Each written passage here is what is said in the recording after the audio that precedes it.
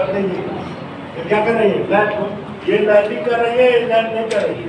ये क्या बना रही है, तरंग बनाते हुए निकल रही है, वेव पाथ। क्या बना रही है, वेव पाथ। ठीक है ना, वेव पाथ के रूप में आगे बढ़ रही है। तो ऐसी बाइंडिंग को क्या कहते हैं, वेव बाइंडिंग।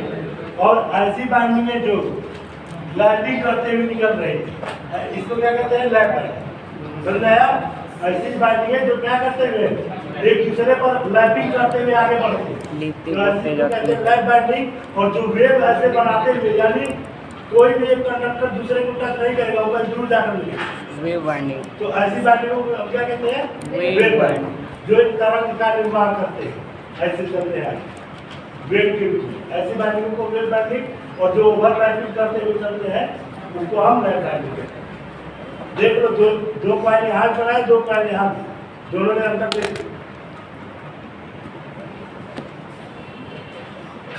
कनेक्शन भी करके दिखा रहे हैं कैसे दोनों कॉइलें जोड़ी जाती हैं।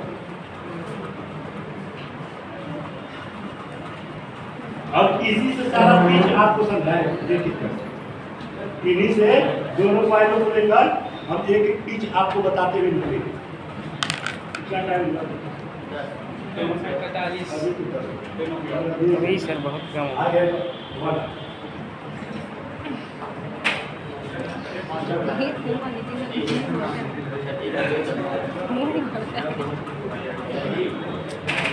एक घंटा सोचो कि अभी बाइंडिंग का कुछ भी नहीं था।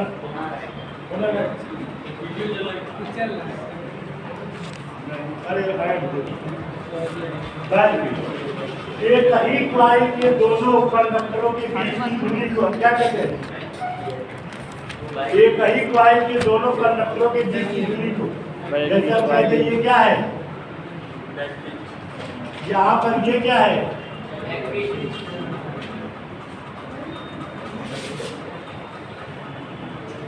पहली कॉइल के पहले तथा दूसरे कंडक्टर के बीच की दूरी को बैक पीच कहा जाता है।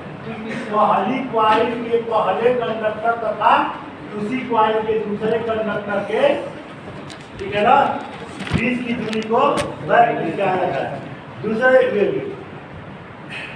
किसी एक ही कॉइल के फर्स्ट और लास्ट कंडक्टर के बीच की दूरी को बैक पीच कहते हैं। किसी एक कॉइल के फर्स्ट और लास्ट कंडक्टर के बीच की दूरी को बैक पीच कहते हैं।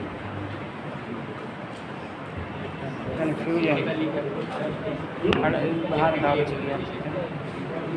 इसके लिए एक ही कॉइल, अब बोल तो रहे एक सेकंड में किसी एक कॉइल के, ठीक है ना, फर्स्ट और लास्ट कंडक्टर के बीच की दूरी को क्या कहते हैं, बाइंडिंग कहते हैं। यानी बैक पीच कहते हैं। बैक में बाइंडिंग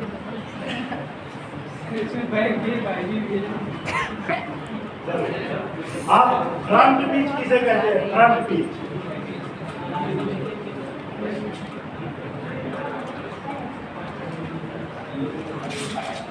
इसको कहते हैं फ्रंट पीच। तो फ्रंट पीच देखो, पहली कॉइल के दूसरे और दूसरी कॉइल के पहले कंडक्टर के बीच की दूरी को क्या कहते हैं, समझ रहे? Front pitch. फर्स्ट कॉइल के लास्ट तथा सेकेंड कॉइल के फर्स्ट कंडक्टर के बीच की डिस्टेंस को हम क्या कहते हैं, फ्रंट पिच कहते हैं। हाँ सर फिर बोल ये भूल गए, अरे ठीक है आप देख कर देखो, ये पहली कॉइल है और ये दूसरी कॉइल। तो पहली कॉइल के लास्ट कंडक्टर मतलब हिंड कंडक्टर, ठीक है ना, हिंड कंडक्टर तथा दूसरी कॉइल के स्टार्ट कंडक्टर यानी फर्स्ट कंडक्टर। अच्छा, इन दोनों को अब कंडक्टर देखो, कंडक्टर को कैसे बुलाते हैं, किसी एक कॉइल के इस कंडक्टर को कहते हैं फर्स्ट कंडक्टर कहते हैं, या शुरुआती चालक कहते हैं, या इसको स्टार्ट कंडक्टर कहते हैं। कई नाम से बोलते हैं, फर्स्ट कंडक्टर भी कह सकते हो, पहला चालक, उसके बाद क्या स्टार्ट कंडक्टर। इन तीनों में से कोई एक हिंदी में बता, कोई इंग्लिश में, कोई भी नाम बोल सकते हैं। इसी को हम फर्स्ट कंडक्टर भी कहते हैं, इसी को स्टार्ट कंडक्टर भी कहते हैं। कॉइल जहाँ से स्टार्ट हो रही है या कॉइल जहाँ से शुरू हो रही है, पहला कंडक्टर। और इसी कॉइल का जो दूसरा सिरा होता है इसको लास्ट कंडक्टर, ठीक है ना, या अंतिम, हाँ, या कंडक्टर या सेकेंड कंडक्टर, जो ठीक है ना। इसीलिए हाँ, वाई बी और वाई एफ समझ में आया। दूसरे कॉइल के पहले तथा पहले कॉइल के दूसरे कंडक्टर के बीच की दूरी को क्या कहते हैं? फ्रंट बीच कहते हैं। क्या कहते हैं? बोले नहीं क्या, लिखे नहीं क्या? फ्रंट।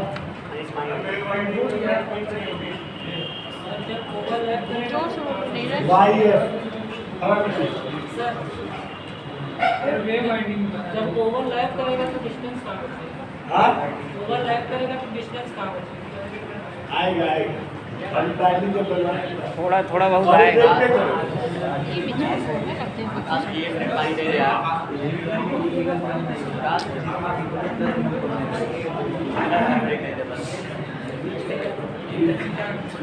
पहले कॉइल के दूसरे, पहले कॉइल के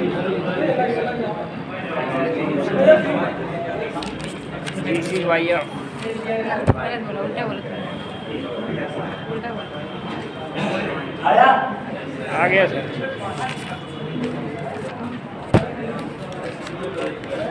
पानी की व्यवस्था करो यार। यदि हमें मौका मिलेगा तो को मारना चाहिए।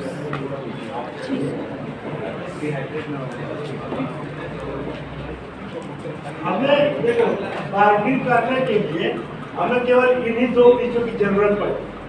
इसके सिवा coil pitch, core pitch, resultant pitch, average pitch, जितनी पिचें होती है, ठीक है ना, इनका कोई काम यहाँ होता नहीं।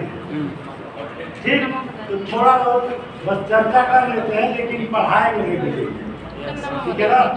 देखो क्या होता है, रिजल्टेंट पिच ये होता है, अरे एवरेज रिजल्टेंट पिच क्या होता है, ये वाई आर होता है, सर क्या है, वाई सी। कम्यूटेटर पिच या रिजल्टेंट पिच इसे कहते हैं, कहाँ तक होता है? Y C. फर्स्ट और दूसरे क्लास सेकंड, दूसरे फर्स्ट और पहले फर्स्ट। वाई सी, हाँ हाँ, वाई सी। कम्यूटेटर पिच बन गया।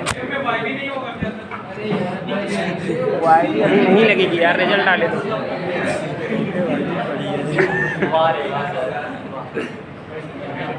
रिजल्ट नहीं आया, पहले वाई भी।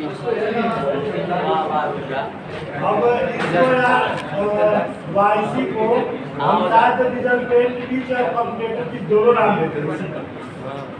वाई सी से लिखते हैं कि रिजल्टेंट पिच नहीं कहते, रिजल्टेंट पिच और कम्यूटेटर पिच यही होता है, ठीक है ना। एवरेज पिच जो होता है, इसमें एक्चुअली में एवरेज पिच जो होता है Y B plus Y F divide by 2 star average pitch. Average, हाँ, ये लगभग वाई सी के ऊपर होता है, एकदम नहीं होता है, फोन आ रहा है, इसका लगभग है। होता है। जबकि किताबों में लिखा होता है कि एवरेज पिच और रिजल्टेंट पिच क्या होते हैं, लगभग समान होते हैं, इसीलिए लिखा है। ये दोनों लगभग क्या होते हैं, समान होते हैं। सभी तो देखा इक्वलेंट एकदम नहीं होते हैं। इसमें क्या होता है कि अब आपको पढ़ाएंगे कि 60 पिच क्या होता है, फुल पिच क्या होता है, ओवर पिच क्या होता है, तो थोड़ा सा कंफ्यूजन होगा। यस सर, अभी तो स्टार्ट। पिच बहुत होती है सर रहने दीजिए, इतना पढ़ाइए जितना सर काम चल क्या होता है, रिजल्टेंट पिच होता है या कम्यूटेटर पिच होता है। एवरेज पिच रियलिटी में ये होता है, ठीक है ना। वाई बी वाई एफ को जोड़कर 2 से डिवाइड करोगे तो जो आएगा इसको कहते हैं एवरेज पिच, और यह लगभग किसके बराबर होता है, वाई सी के बराबर। बहुत सी किताबों में लिख भी देता है कि एवरेज पिच का कम्यूटेटर पिच क्या रिजल्टेंट पिच, ऐसे करके लिख भी देते हैं।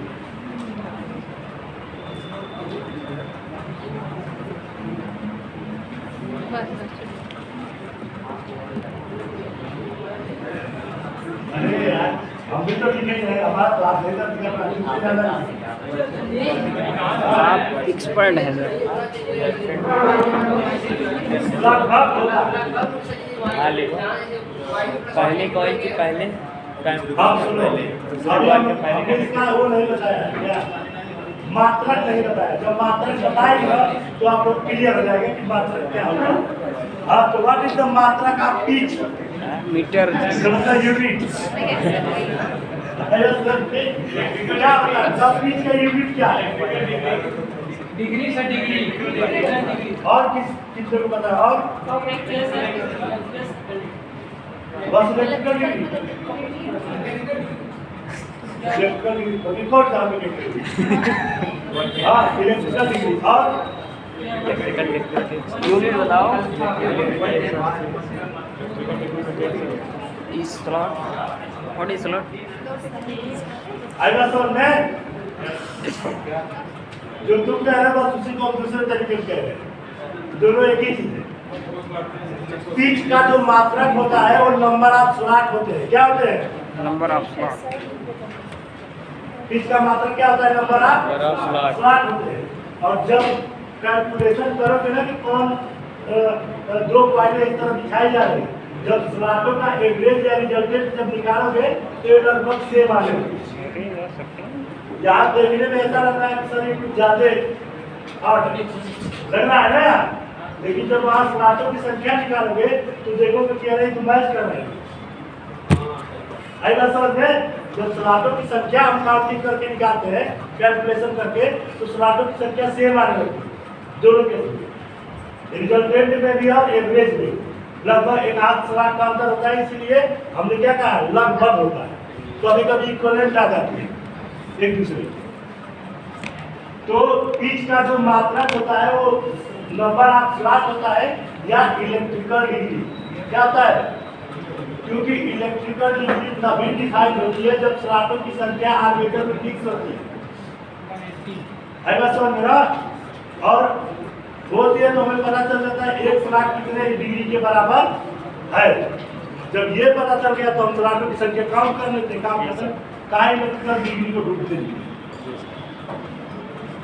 तो पिच का मात्रक क्या होता है? इलेक्ट्रिकल डिग्री किताब के हिसाब से और बाइंडिंग के हिसाब से जान जाओ कि स्लॉट क्या होता है? नंबर ऑफ स्लॉट या नंबर ऑफ स्लॉट पिच का एक मात्रक।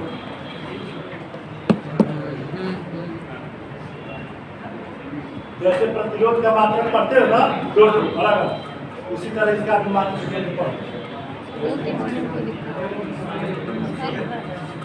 ठीक।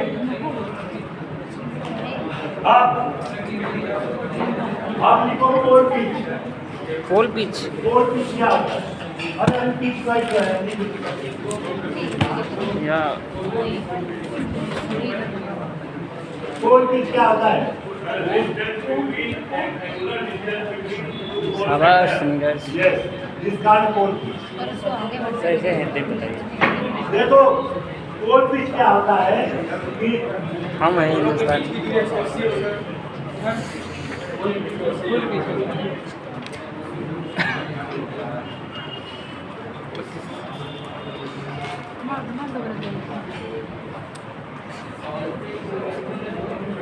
This is pole. कोई आर्मेचर रखा स्लॉट किसमें होते हैं? आर्मेचर में होते हैं। तो क्या इधर के स्लॉट को ये पोल कवर कर रहा है?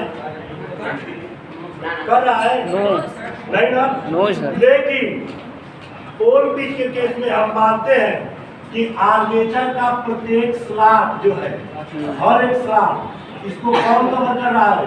पोल कवर कर रहा है। तो इस आर्मेचर में अगर 24 स्लॉट है और पोलों की संख्या 2 है तो कम से कम एक पोल कितना स्लॉट कवर करेगा? 12। तो इस मशीन की पोल कितनी हो जाएगी? 12 स्लॉट। कितनी हो जाएगी? 12 स्लॉट। समझ गया? तो पोल पिच कैसे निकालते हैं? Number of slot divide number of pole equal to pole pitch. Total number of slot pole pitch क्या होता है? पोल पिच इक्वल टू होता है number of slot. Total number of slot slot divide by 4 number of pole, this called pole pitch. अब इसमें ये नहीं देखा जाता है कि कोई पोल कवर कर रहा है कि नहीं कर रहा है।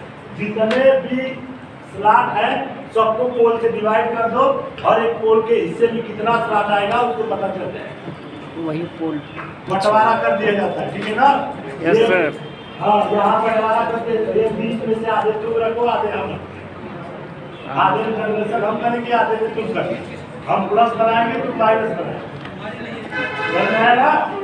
तो ये सारे पोल आपस में मिलकर क्या कर लेते हैं, सारे स्लॉट को बांट लेते हैं। ठीक है ना? तो हर एक पोल के हिस्से में जितना स्लॉट आता है वही उसकी क्या कहलाती है, पोल पिच कहलाती है। हर एक पोल के हिस्से में जितना स्लॉट आता है वही उसकी क्या कहलाती है, पोल पिच। अगर हम कह दें कि 24 आर्मेचर में स्लॉटों की संख्या 24 है और 6 पोल की है डीसी मशीन, तो उसकी पोल पिच कितनी होगी, 4। ठीक। अब आ जाओ क्वाइल पिच। Coil pitch. अभी पोल पिच चल रहा था, यस सर। Coil pitch.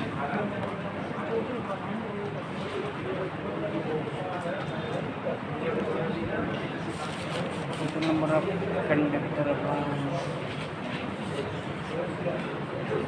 किसी क्वाइल के दोनों कंडक्टर जितनी दूरी कवर करते हैं आर्मेचर, जितना स्लॉट कवर करते हैं वो क्या कहलाती है, दूरी, क्वाइल पिच कहलाती है। अगर एक आर्मेचर में मान लो कि ये आर्मेचर है, क्वाइल का पहला कंडक्टर यहाँ से चला और यह दूरी करते यहाँ से निकला है, तो इसके बीच जितने स्लॉट है, ठीक है ना, यानी जितना स्लॉट कवर करते हुए निकला है उन्हीं सारे स्लॉटों को हम क्या कहते हैं, क्वाइल पिच का नाम देते हैं। तो क्वाइल पिच क्या होता है कि किसी क्वाइल का पहला कंडक्टर और आखिरी कंडक्टर जितना स्लॉट कवर करते हैं, ठीक है ना, उन्हीं स्लॉटों को हम क्या कहते हैं, क्वाइल पिच कहते हैं।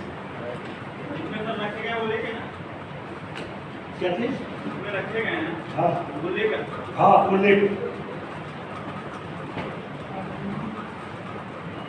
जो कंडक्टर मतलब कि स्लॉट में रखे गए उसको लेकर वहां तक दूरी कवर कर रहा है ना। एक्चुअली में आधा ही स्लॉट काउंट किया जाता है, जब आगे और पढ़ोगे डिटेल में पता पड़ेगा। तो क्वाइल का आधे स्लॉट का आधे हिस्सा भी क्वाइल को दिया जाता है, पूरा नहीं। हाँ, ऐसा समझ रहा, आधे हिस्सा दिया जाता है उस क्वाइल को, पूरा हिस्सा नहीं दिया जाता। आधा तुम ले लो, आधा दूसरा वाला लेगा, एक स्लॉट को दो का निकाला होगा। तो एक देखो, किसी को कहा जाता है क्वाइल स्पैन। क्या कहा जाता है इसी को, क्वाइल। तो क्वाइल पिच ही क्या कहलाती है आपका, क्वाइल स्पैन कहलाती है। ठीक है ना? हाँ, कि कितना दूर में क्वाइल फैली हुई है, एक क्वाइल कितना एरिया कवर कर रही है या कितने स्लॉट कवर कर रही है। तो इसी को हम क्या कहते हैं, क्वाइल स्पैन। इसी को हम क्या, अरे दो पोलों के बीच में जो दूरी होती है उसको क्या कहते हैं, स्पैन कहते हैं ना। दो पोल अगर है इलेक्ट्रिकल पोल, उसके बीच की दूरी क्या कहते हैं, स्पैन कहते हैं ना। हाँ, तो यहाँ भी वही दूरी, बस यहाँ दो कंडक्टरों के बीच की दूरी। क्वाइल में कम से कम दो कंडक्टर हो गए ना, दो क्वाइल की। अब आ जाओ फुल पिच।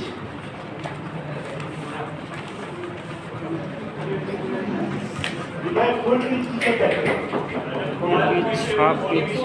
बिल्कुल। हमारा क्वाइल स्पान या क्वाइल पिच जब पोल पिच के बराबर हो जाता है, क्वाइल पिच जो है ना वो पोल पिच के अगर बराबर हो जाता है तो ऐसी बाइंडिंग को हम क्या कहते हैं, फुल पिच की बाइंडिंग कहते हैं। इसका मतलब कि 24 स्लॉट की कोई मशीन है, डीसी मशीन, और उसमें पोलों की संख्या 2 है, तो पोल पिच कितनी हुई, 12। अगर एक ऐसी क्वाइल बिछाई जाए कि क्वाइल का पहला और आखिरी कंडक्टर मिलकर कितना पिच कवर कर रहे हैं, 12 स्लॉट कवर करते हैं, तो क्वाइल स्पान में 12 स्लॉट हो गया, पोल स्पान में और पोल पिच में कितना है 12। तो ये इस बाइंडिंग को कहेंगे कि ये फुल पिच की बाइंडिंग। क्या कहेंगे? फुल पिच की बाइंडिंग। हाँ, कि जब क्वाइल पिच और पोल पिच दोनों क्या हो जाते हैं? बराबर हो जाते हैं। तो भाई क्वाइल पिच क्या है? जो बाइंडिंग बना रहे हैं, बाइंडिंग कर रहे हैं, वही क्वाइल पिच कैसे जनरेट होगी? क्वाइल जब बैठाओगे तभी ना। तो क्वाइल बैठा रहे हो तो बाइंडिंग शुरू कर दिए हो। तो बाइंडिंग, अब कोई पूछ दे कि जो बाइंडिंग की है कौन सी, इसकी पिच क्या है, मतलब किस प्रकार की ये है बाइंडिंग, शॉर्ट पिच है कि फुल पिच है कि ओवर पिच है? तो बताओगे ना। तो नहीं फुल पिच है तो जान जाएगा कि इसका मतलब क्या है। इसका मतलब क्या है कि एक पोल जितना स्लॉट कवर कर रहा है उतना स्पान देते हुए ये बाइंडिंग कर रहा है। समझा है ना? तो ऐसी बाइंडिंग को हम कहते हैं फुल पिच। ओवर पिच में ज्यादा हो शॉर्ट पिच बाइंडिंग क्या होता है? जब क्वाइल पिच जब छोटी हो जाती है, किससे? पोल पिच से। यानी पोल इतना एरिया कवर कर रहा है, क्वाइल इतने स्लॉट में दिख जाए, एक क्वाइल इतने स्लॉट कवर कर रही है जबकि हमारी पोल पिच ज्यादा है। ठीक है ना? तो जब pole pitch is greater than coil pitch is called short pitch. Pole pitch greater than coil pitch is called short pitch. एक होती है ओवर पिच जो रेयर केस में कभी देखने को मिलती है। तो आप अनुमान लगा सकते हैं किसे कहते हैं?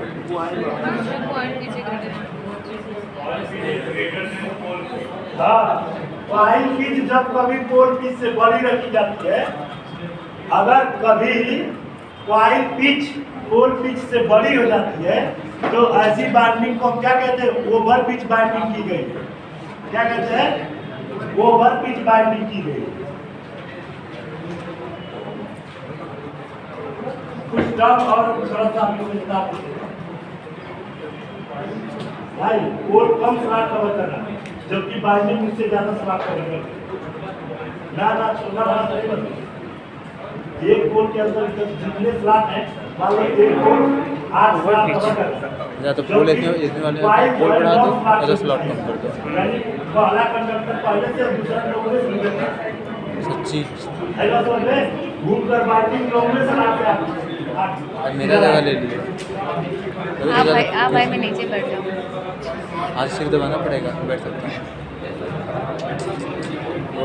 इससे ज्यादा कवर कर देंगे। सारे बैट्समैन का जो एटीट्यूड है ना, हाँ? क्या हुआ? सुनो, दो नियम जनरेशन के पढ़े होगी। पहला क्या कि चेंज इन फ्लक्स और दूसरा कट इन फ्लक्स पढ़े हो ना? पहला क्या पढ़े हो? चेंज इन फ्लक्स और दूसरा cut in flux, cut the flux. दो नियम पढ़े हो ना जनरेशन के? Yes, sir. यहाँ दोनों अप्लाई होते हैं। आप लोगों को तो वही पढ़ाया गया, कट करके निकलना है, जनरेशन करना है। Yes, sir. और चेंज वाला हम जब कर्नाटक रेंज में पढ़ा देते तो दोनों को रिलेट ही नहीं कर पाते, जबकि यहाँ दोनों रूल एक साथ अप्लाई होते हैं डीसी मशीन। तो जब कोई व्यक्ति इस तरीके से पढ़ाया हो कि बढ़िया कंस्ट्रक्शन पोल का बनाए और आर्मेचर का बनाकर उस पर बाइंडिंग शो करा के उसके बाद आपको इज्यूम कराए कि देखो रोटेट करता तो कैसे चलेगा या किस तरह जनरेशन होता है, तब तो आपको समझ में आता है ना ये जो अभी बोल रहे हैं ये चीजें क्या होती है। तो हम एक्चुअल मशीन की बात कर रहे हैं कि ये जितने टर्म आ रहे हैं जो मशीन रोटेट कर, यदि आज के जमाने में जो मशीन बनाई जा रही है रियलिटी में उसकी सारी चीजें और पढ़े तो उसके हिसाब से हो ही नहीं। तो वही पढ़े हो जब पहली बार वो बनाए थे। Yes, तो sir. एक सन उपाय पैसा। लेकर तो कहाँ से सब चीजें पता चलेगी कि उपाय पीछे क्या है, तो कंफ्यूजन सीधे जाता है।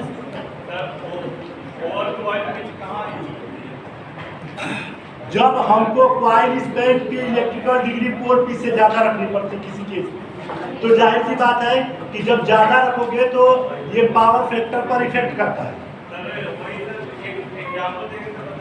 हमें उदाहरण नहीं पता है कि कहाँ पर इसका यूज किया जाता है, नहीं तो हम तो दे दिए, लेकिन हम पढ़े हैं इसलिए पढ़ा दिए कि तो स्पान आ रहा है तो फुल Full पिच pitch। छोटा आ रहा है, Short शॉर्ट pitch। पिच बड़ा आ रहा है, ओवर Over pitch। 4 पिच हो गई। Yes, sir। फोर पिच और बाइंडिंग की 3 पिचें हो गई, हो गए ना। क्वाइल पिच क्या होती है? क्वाइल जितने जो फैली हुई है सीधा सीधा, एक क्वाइल जितना कवर कर रही है सीधे सीधे क्वाइल पिच 5 पिचें हो गई। कौन कौन? 4 पिच और full pitch, short pitch, over pitch, coil pitch. कितनी क्लियर है भाई? Yes, sir। अब बाइंडिंग के वो कंडक्टर टू कंडक्टर वाला चल गए तो कितने? Bike Back bike front pitch, front front pitch pitch. और दोनों resultant। का एवरेज निकाल दिए तो एवरेज Result- निकाल गया, result। उसी को रिजल्टेंट कह देते हैं, उसी को Commutator। commutator कह देते हैं। हो गया। दिस इज आई बात समझ में? स्कूटर इतनी पीछे होगी। मात्रा शब्द क्या आता है? कम्यूटेटर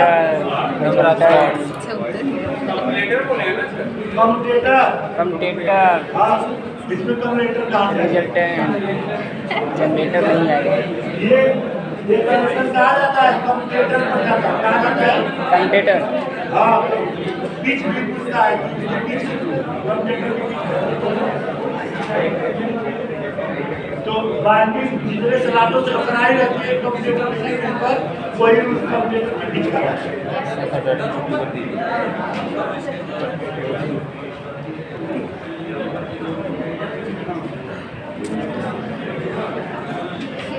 मोबाइल लगे थे मारे उठाओ।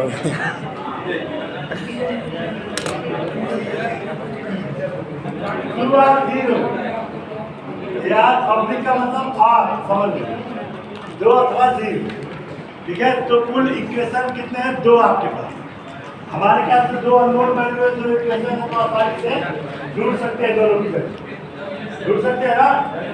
तो इसमें सारे टर्म हम बता देते हैं कि किसको क्या क्या कहते हैं। ये आपको पता है क्या है? ये क्या है? Front pitch average. प्लस और माइनस क्या है? जिसका प्रोग्रेसिव और retrogressive. Yes sir, yes sir. जो बाइंडिंग है वही आप लगाओगे, प्लस है कि माइनस? तो प्लस है, प्रोग्रेसिव प्लस। बाइंडिंग है तो क्या रखोगे? प्लस है। और रेट्रोग्रेसिव के लिए माइनस। माइनस। ठीक। जी सर। 2 के बाद यम जो है जिसका लेग्स, लेग्स ठीक है ना? जिसका लेग्स लेग्स की लेयर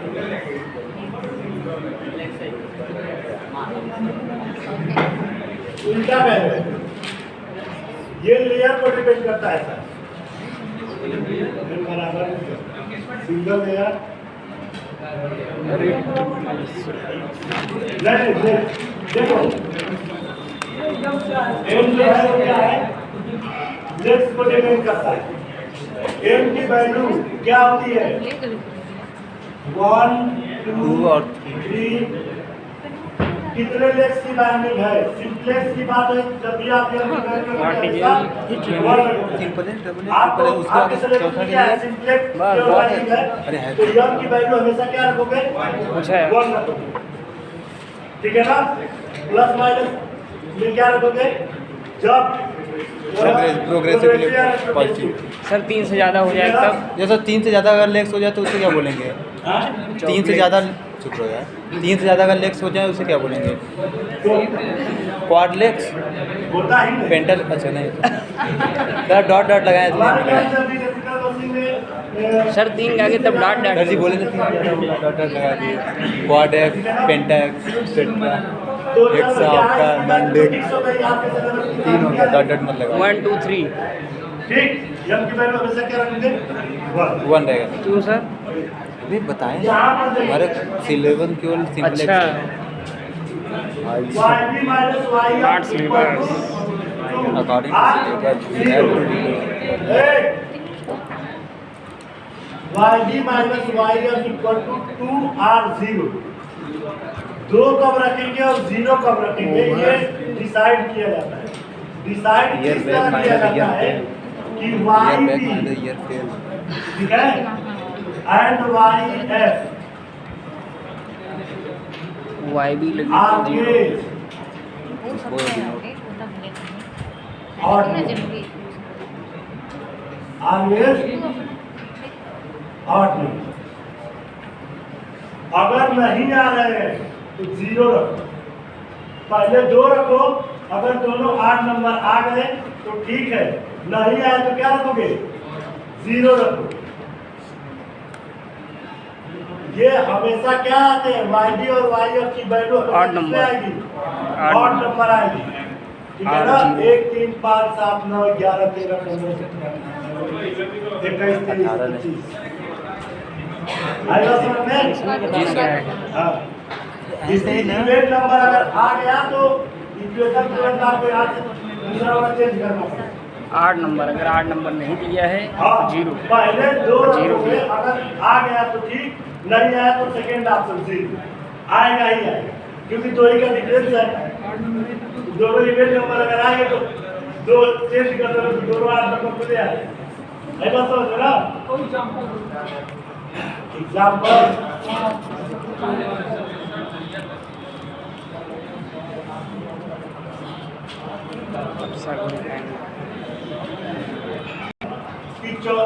एक डीसी मशीन, या ऐसे कहते हैं 6 पोल की डीसी मशीन है, ठीक है ना?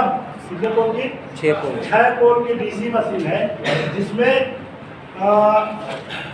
टोटल स्लॉटों की संख्या 24 है, ठीक? इसमें आपको लैप बाइंडिंग यानी lap simplex single layer binding करनी है, ठीक? तो उसका वो कह देगा कि ये करनी है, इसका बाइंडिंग डायग्राम, स्टीम डायग्राम तथा इक्विवेलेंट रिंग डायग्राम सब कुछ शो करिए, और ब्रश की पोजीशन भी दिखाइए। ऐसे सीधे सीधे क्वेश्चन बोलता है। तो हम बाइंडिंग जब भी करेंगे तो हमको जब तक दोनों वैल्यू नहीं पता चलेगी, बाइंडिंग करना नहीं हो पाएगा। तो दोनों की वैल्यू निकालेंगे तो पोल की संख्या तो भूल जाओ, हमको किससे मतलब है? Total number of. चलिए सर एग्जाम के बाद। हाँ सर सर जाने दीजिए।